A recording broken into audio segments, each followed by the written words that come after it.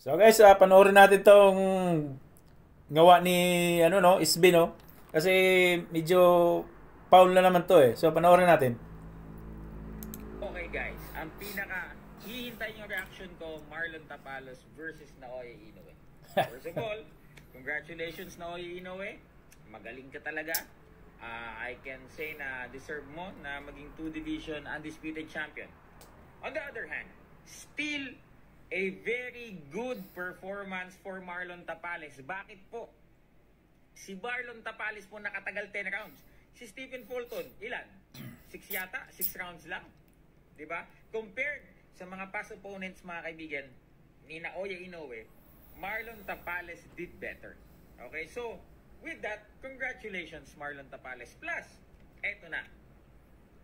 The earnings that Marlon Tapales will get from this fight will make his 3rd and 4th generation of Tapales' descendants secured na. Mula po sa ikatlo at ika-4 na salinlahi ni Marlon Tapales, secured. Check ko na tuloy.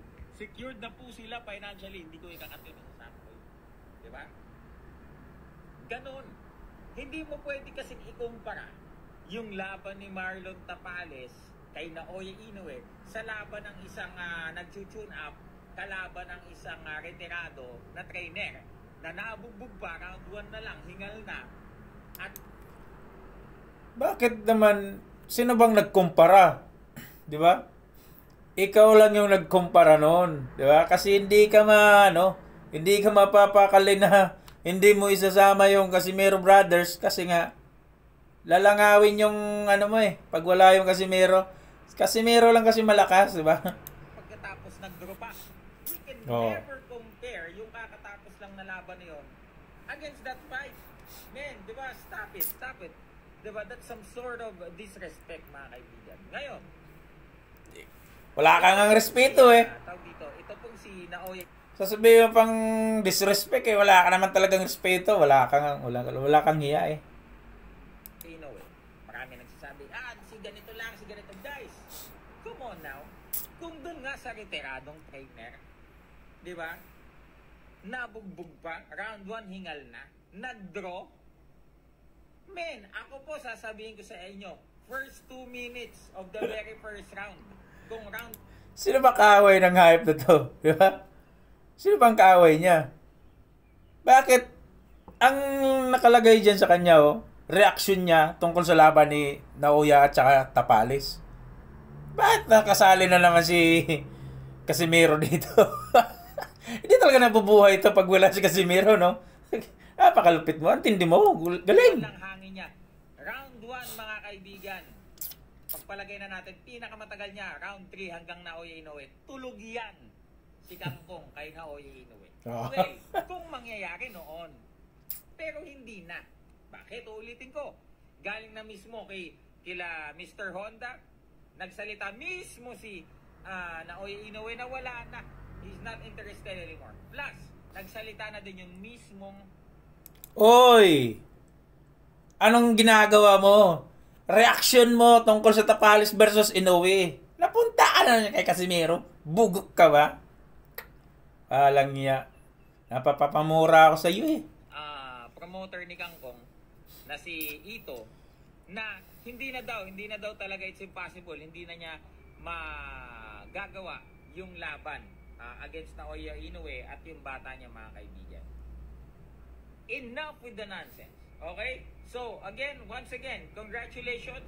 You deserve the victory, Naoya Inoue. Talagang karapat dapat ka looking forward na makalaban mo, maybe fantasy matchup, Tank Davis, di ba? And for Naoya, for Marlon Tapales still, congratulations. Bakit? Nasa tamang mga tao yung Marlon Tapales. And if you are with the right people, makakasiguro ka na simula. Tamang tao. Bakit ikaw tamang tao ka ba? Nakadikit ka dyan kay Tapales. Tamang tao ka ba? Walang iya. Hindi ka. Ikaw ngayong malas dyan eh. Dapat umalas ka dyan eh. Di ba? Napaka walang iya nito. Tama lang ito ng magandang takbo ng boxing career. Example, Jerwin Angcas. Nabigo man siya twice. Nakabalik. Isang panalo sa tune-up. Lalaban na naman ngayon ng world title against the brother of Naoya Inoue, si Takuma Inoue. So guys, comment down below. Ano po ang masasabi nyo? What can you say about that performance? And what's next for Marlon Tapales? And especially, ano sa tingin nyo ang next for Naoya Inoue? Sino sa tingin nyo ang karapat-dapat na makalaban ni Naoya Inoue? Silver.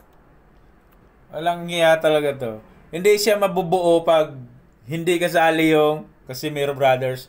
Kaya nga siya tinatawag na luntae, di ba? Luntae.